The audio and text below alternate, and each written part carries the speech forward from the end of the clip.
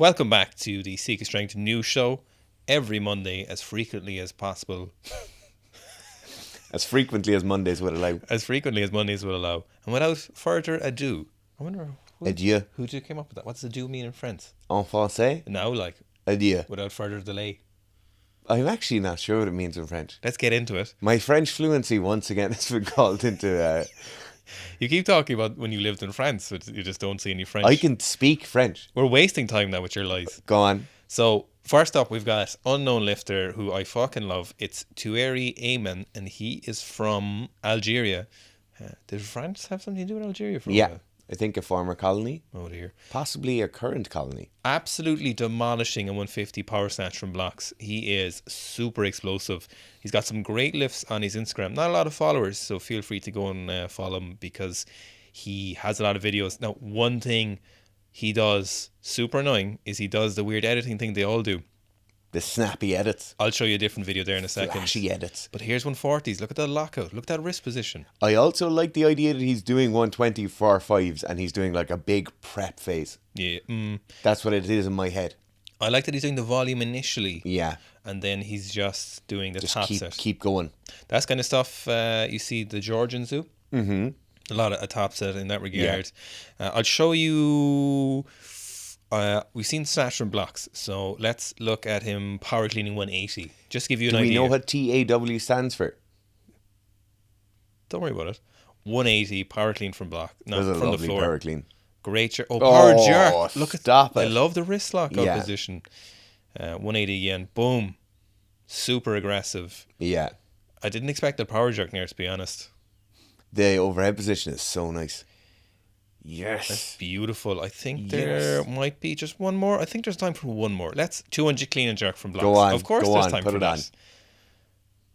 On. Ooh. Highly consistent branding. It's what I'd call slick. Yeah. Very powerful lifting. Definitely go give this guy a follow and hopefully I'll keep uploading videos. Nice. Very good. I love that jerk. Yeah. Slick lifting. Very good lifting. Very nice. All right. All right. That was Off quite to nice. a strong start. That was a nice start. Next up, we've got the Romanian Valentina. So, first name, I think it's Cambe, but I'm not sure. That doesn't sound very Romanian. Either way, 140 for a double and 145 for a single. Yeah, very strong. Saw this at the weekend. One thing I am always thinking about when I see this, the quad wrapping.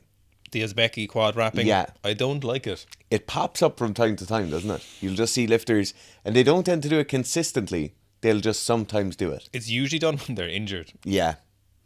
As a massive fan of the upper quad wrap in my day, Yeah. I get why they do it. Does it help that much? Yeah, when your legs are as weak as my legs were, it actually did help. But then you end up hurting your knees a lot. But I'm not quite sure why they're doing it here. I'd imagine it's not great for tracking of your patella or positioning of your ilia. Funnily enough, it used to tibialis. really, really hurt that. That's what I was thinking. That's a lot of the patella pain and knee pain comes from his issues upstream, you know. So I can't imagine incredibly tight wrapping will do that. Yeah. I'd be interested to know why they do this. One of the interesting things about recovery science, there's no such thing as recovery, is that compression garments are the only ones that seem to get a bit of recovery in terms of like blood markers. Yeah, yeah. But I imagine if you dug deep, you'd see it sponsored by like Skins or Under Armour. Yeah. No, yeah. but that's very tentative and it's very low, like evidence based compared to anything else, essentially. One thing I use find with wrapping the quads is you definitely get that proprioceptive increase. Mm-hmm. You know exactly where you are in the squat with it, you know. Do you not know where your quads are at all times? There's no idea. Is it because they're so I'm far not even sure if they're in the room here. Is it because they're so far down? Yeah. Nice. It's like when people move away and you don't talk to them as much when they move away, even though you would have just been texting them before. I think the day I was born, I could feel my quads. Now, speaking of quads McGee, Artem Antropov just uploaded this an hour ago. 175 from blocks. Mm-hmm. Now, we know he's best from the floor is 173. So this must be some kind of PB. This is very nice. Very Speaking nice. of an incredibly vertical overhead position, Yes. Artem's looks almost too straight. He's been on, yeah, it does look a little bit too straight. Yeah. He's been on a tear recently. And the lash, like. Obviously getting back into shape. So we've got this 165 from the ground. He's looking, I love this training hall they built. We need to go back to the initial video after we... Oh, it's so nice. What Go back do you to the want? initial one. We're back. The game of Jenga with the blocks where we just have one plate underneath, but that plate has a narrower base of supports than all the other blocks. That just doesn't... You can't be at that. Do you know what? I saw that, but I didn't want to comment on it. That makes me feel things that aren't good. Of note, Yeah. he moved away from the shit boxes that are like 4s and is now in a pair of jet black ROM 2s. Here's a 210 to emphasize the point. Bend the arm at the hip, doesn't matter. And then very wide grip, doesn't matter because it's a slick jerk. Nothing matters. It's really interesting to see what he's going to top out at in terms of the lifting. Yeah. What age is Artem? I think he's kind of early 20s at the moment. Okay. He's not 15 forever anymore. I don't Yes. think. Now, next we've got Artur Babian, a Russian horse. So he's quite young. I believe he still might be a teenager with 170 for a double. Yeah. Very slick. My favourite training Very hall, slick. I'm going to say, an upside down boat. Yeah. It's a lovely double. That's the kind of double where you'll get away with not finishing the first rep. But they were finished. I know. His pull is so slow. Like the first and second pull are so slow. I just feel like a little more gear and that's a lovely 190. I'd say he's on plenty of gear. Yeah, but just a little bit more, you know. There's talks of them and the Belarusian lifters competing at Euros this year. Okay. Yeah, I'm not After the IWF story poll. It might go ahead. Okay. I'm not sure how I feel about that, to be honest. Like, on one hand, obviously the athletes have nothing to do with it, but on the other hand, it's very important and in a political stance to ostracize it as much as possible. Like, no stone left unturned in that regard. You know, when you look at like sanctions and stuff and products not being allowed to be shipped into the country because those sanctions are there for a reason, why would it not be the same with the exporting of athletes, you know? Yeah. It shouldn't really be. Really, the only reason they're probably competing is most likely corruption. Yeah. Which is new. Or the IWF owing them something. Yes. You know. Now, not speaking of corruption, actually, sorry, moving on. Jesus Christ. Jesus, that was some shot. We've back squat plus behind the neck jerk for Lasha boy, 210 and 230. A variation that I knew exists, but I've never used, never given it to anyone, and never known anyone to ever use it. The shocking thing about this is the ease. Like, so he seems pretty much like stays in that one area of space, and then he's just like pressing that bar with the momentum overhead. You know? Yes. Most people will like aggressively drive and then drop under, and they kind of just lock it out. Lash is just kind of like guiding that bar overhead and press it overhead. It's insanity. This is a variation you do on like a Wednesday morning because you have to clean a jerk heavy later and you're looking for additional work but not actually anything too tough. I wonder if they're doing this to kind of maybe speed up his jerk a little bit. I don't think his jerk is ever going to be able to hit the crazy speeds he'd probably need to or you'd like him to, given how long his arms are. I think it's just something they kind of have to accept. And considering he's jerk 270, it's not that bad. What I would call this variation is coach has gone to the dentist and they said don't go crazy heavy. Yeah, there's the substitute teachers in and they're just getting you to do something that's not going to break. No, I always do this on Wednesdays. This is okay. Lash has wanted to do this for the last 15 years. The fucking Georgie Yazanitsy's gone to the dentist and he just really wanted to do this for ages. Or he's on Instagram last night and something popped up and he's like, I can do more than that. Yeah, I want to try that.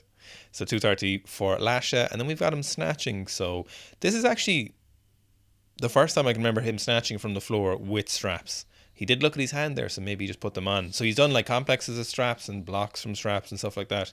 But full snatches, you normally don't see him use them. And he seems to be as quick as ever. These look very slick. Yeah, the movement looks great. The blocks of weight jumps in Lash's head must be so interesting because they're basically the same as like one might back squat jumps, you know? Yes. They're such meaningless jumps. But it's in the snatch. Like the 160s and 180s, like, there's nothing there for me. You know? There's nothing emitting there. Yeah. There's nothing of a relevance there. It's like if you're building up and you're doing the 160 and the 180 squats, you're like, Yeah, why would I go 170? I'll just go straight to 180 or whatever. So then, again, we can see this volume on the way up. Not quite 5 at the start, but some high repetitions before the top sets and then a few top sets. So it is a good way of getting volume in because, you know, it's not feasible for Lasha. Well, it's not feasible for most people to do 6 sets of doubles at 200 kilos, you know. Yeah. You want to get meaningful volume done, but still get the heavy weights, you know. So it's a nice fine balance. coaches very much in the gym today, I would say, and not at the dentist. Yes. They look like good platforms as well.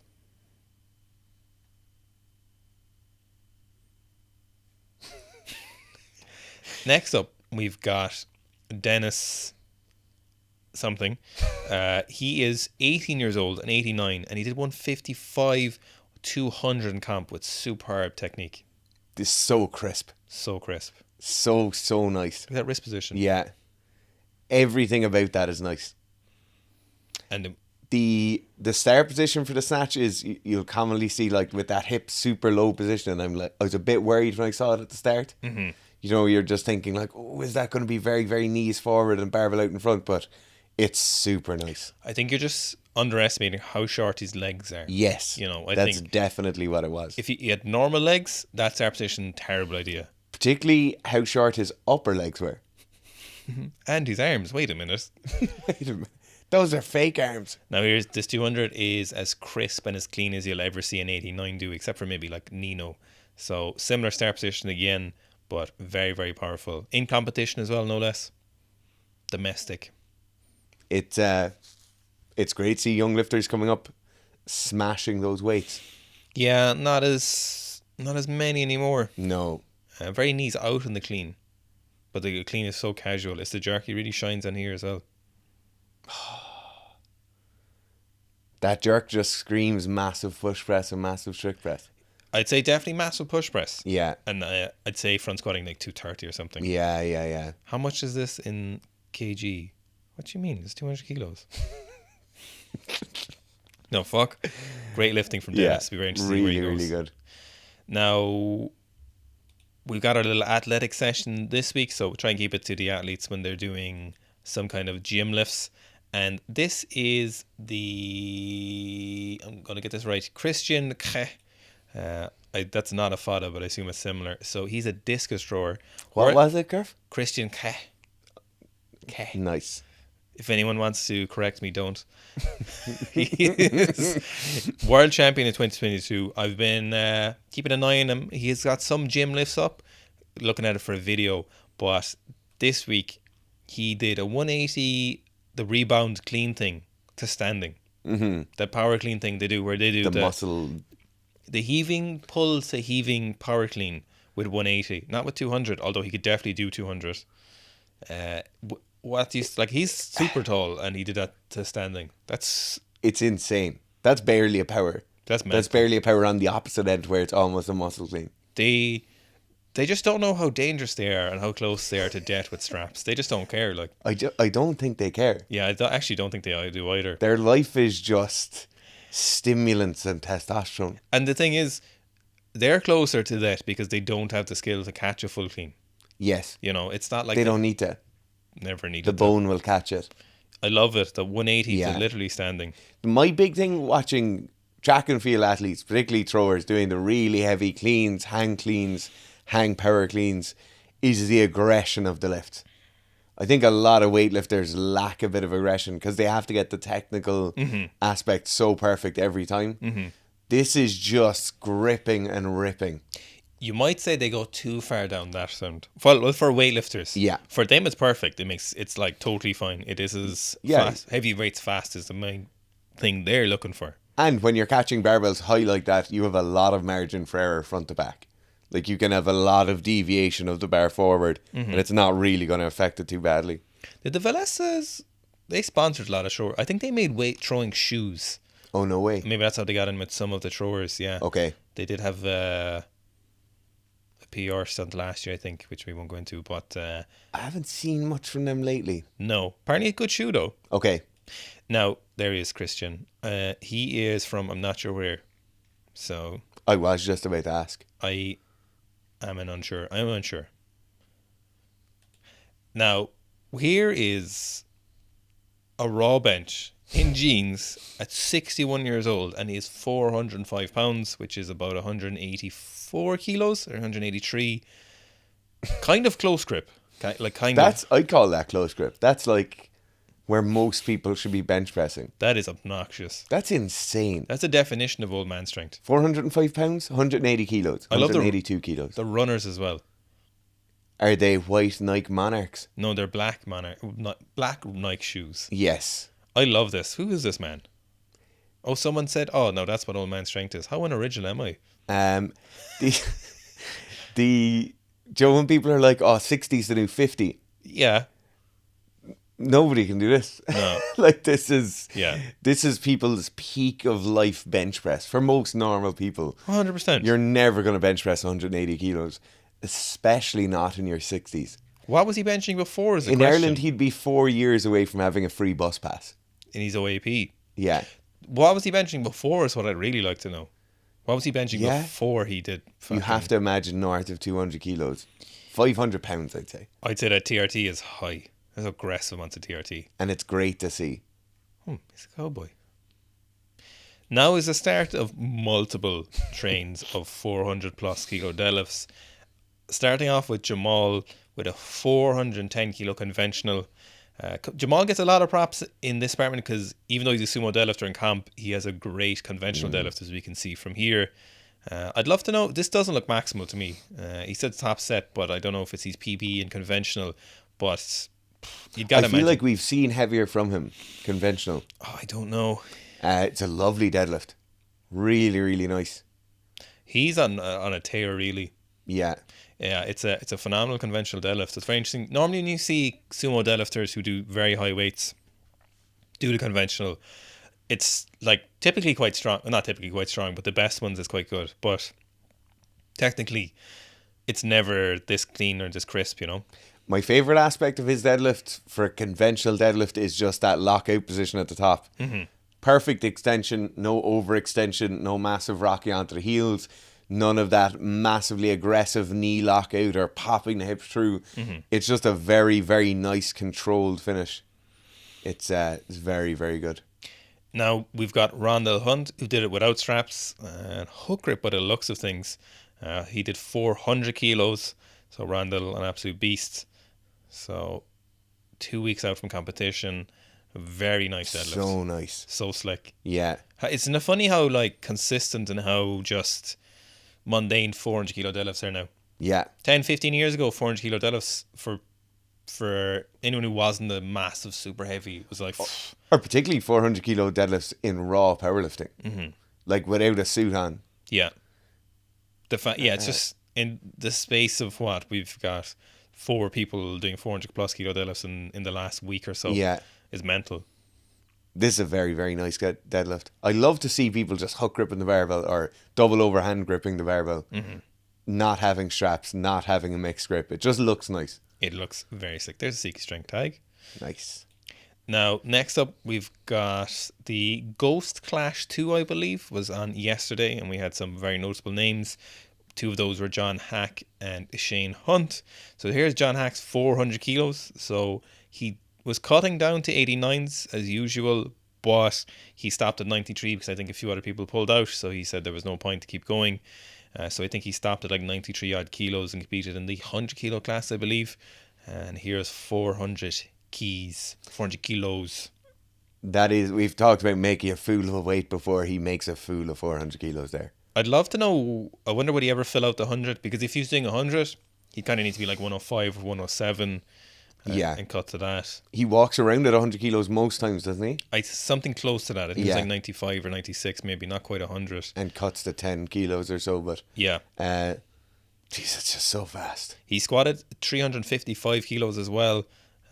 Some little bit of argument about the height of the 355, but... and usually with John Hack, he'd often could say, like, he'd be honest at depth, but he usually buries his lifts, you know? Mm-hmm. So in comp, it's like winning. It's not about the most impressive or whatever. But fool of a weight. He just makes a fool of it. Now, here's Shane Hunt making a fool of 420 at the same competition. Shane weighed in at like 119.9, I believe. So, yes, nailing that. So Shane actually went 440 and missed it. But looking at this 420 place, you'd think he was going to get it. Yeah, 100%. Have you seen the 440 attempt? I did, yeah, and it was on his stories, but I think it's gone now. It was not as easy as this. Okay, it certainly looks from this like he might have that in the locker quite easily, you know. or at some point in the very near future anyway. I think this 420 in comp is quite a big PB for him. Okay. He seems to be on an absolute roll. I do remember when he was on the podcast, he talked about not liking small PBs, and that if he's going to do a training cycle, he's only going to hit like a 10 or 15 or 20 kilo PB. Well, he did hold off for ages Yeah. with the back injury, nearly a year without competing from what I remember. And then he came back and smashed it. And there's 506 in his third attempt. Crazy. So that's 230 kilos. Insane. Now, lastly, for our combat sports section, we have jiu-jitsu drama in some very intense form. So it's grown legs, heads and legs and tails Yeah. really quick. Some members from the B team some members of the B team basically said that they said Gordon wasn't the most athletic. He wasn't athletic at all. He was good because he's got good technique essentially, and he kind of takes steroids. So they kind of started this beef. There's a couple of different clips I'm talking about it. Around the same time, Nicky Rod, also the B team, said that he's never done gear, never taken steroids. If you're not au fait with jiu-jitsu, it's essentially dirtier than weightlifting. And the ADCC, which is what these groups primarily compete in, it's not a tested event. It's essentially encouraged. I would say 95% of people who competed it are on performance-enhancing drugs, and essentially are kind of forced to, or should be, depending on which way you look at it. For which then Gordon went on a aggressive media campaign harassing Nicky Rod and calling him out, his stats, saying he was definitely on gear, posting some very compelling photos. I'll give him that. There were some very compelling photos of Nicky Rod before and afters. He did his research. It's always dirty when former teammates start turning on each other. You've seen it in other sports. People who might be on a team, they change to another team. Like you saw it with Team USA in cycling, or sorry, Team US Postal in cycling. You see it in all sports when there's big breakdowns. You'll just see shit starting to fly across the no man's land. And that's definitely what's happening here. You know, I think it's just it's messy. It's really messy. To be honest, when I saw Nicky Rod posting the Natty stuff first, I thought he was trolling, because they're notorious trolls in the B team. They make hilarious videos. I just assumed that's what it was, because it is quite openly talked about. I know they talked about when they were all on the Danaher Death Squad. There was an interview with Gordon Ryan, and he was talking about how they were on less gear than everyone else. They were still on gear, you know. Like it's just very, very, very, very, very, very unlikely that someone like that would be clean. Now, further to that drama, we're not done yet. Derek from More Plates, More Dates and Zach have gotten involved. So Derek is involved in the YouTube WADA. He said he'll get the tests done and look at Nicky's blood work now, if you'll do it. This was last week, and during the week then, the next day, Nicky Rod went with the supervision of our friend Zach Talander, videoed him getting the bloods done and piss taken. Didn't video the piss, unfortunately, but we saw the cup, and they was going to be sent to Derek's company, and they were going to analyze it, and then he was going to look at it and see if he thought he was on drugs. Now, as far as I'm aware, that would be just looking at blood markers and stuff, which wouldn't be involved in the actual detection of performance-enhancing drugs. Of course, as Gordon pointed out, it would be just that, is Nicky Rod just so far off from ADCC that he'd pass the test now? Is he a lifetime natural? I'll be honest with you, look, it would be surprising if Nicky Rod is natural, but if he was natural, that would be so fucking impressive, and it would be very interesting if he did take gear. But I'll be honest with you, I'd be skeptical. Yeah, I'm even more so, like, it kind of disappoints me that the road this is going down is Derek going testing him, because the tests Derek is going to do have almost no bearing. Like, these aren't markers that they would actually look at. Like, he might look at TTE ratio, which would be the kind of first gateway into testing someone, but you're not looking at any actual metabolites. You're not looking at any of the markers that USADA or UCADA or WADA in general would use to catch someone. and you are so far away from competition. So if Nicky was going to get caught by a test that Derek would be doing, Nicky would be taking something with an incredibly long half-life that kind of shuts him down for a very, very long time. Something like Decker, something would shut someone down for a very, very long time. And maybe you'd have something showing up in the blood where you'll still see that somebody is shut down after that. But if they're taking any normal stuff, it's completely likely that nothing would show up in a kind of test that Derek would do. So it'll be very interesting to see how this turns out. It's quite interesting. It could not make the news show, to be honest, because for jiu-jitsu world, it's quite interesting. If you're involved in jiu-jitsu and you've been paying attention, let us know your thoughts on it. I think we're both fairly kind of indifferent to what's happening, and just very interesting to see what happened. I wouldn't say I'm on anyone's particular side, or I'm heavily, like I feel very emotional towards either side, but I'm very interested to see how it will turn out and what happens from here. So very interested to see crazy stuff in the jiu-jitsu world, though. Yeah. Once again, just have to thank everyone for the tags. Love them. There's so many every week. Like, there's multiple ones a day, which is fantastic. Again, as I say, we can't get to all of them, so we try to get to a lot of your ones because they're often as good or better than the ones we've found so far during the week. So keep tagging Seeking Strength in the stuff on Instagram, and we love seeing it because there's obviously a lot of great stuff on there that we wouldn't always see. So we really appreciate it, and it means a lot to us that you're taking the time and you think, oh, I'd love to see the lads say talk about this or get it on the news show. So thank you very much for the consistent tags. We do appreciate it. Hope you enjoyed today's news show. Pew, pew, pew, pew.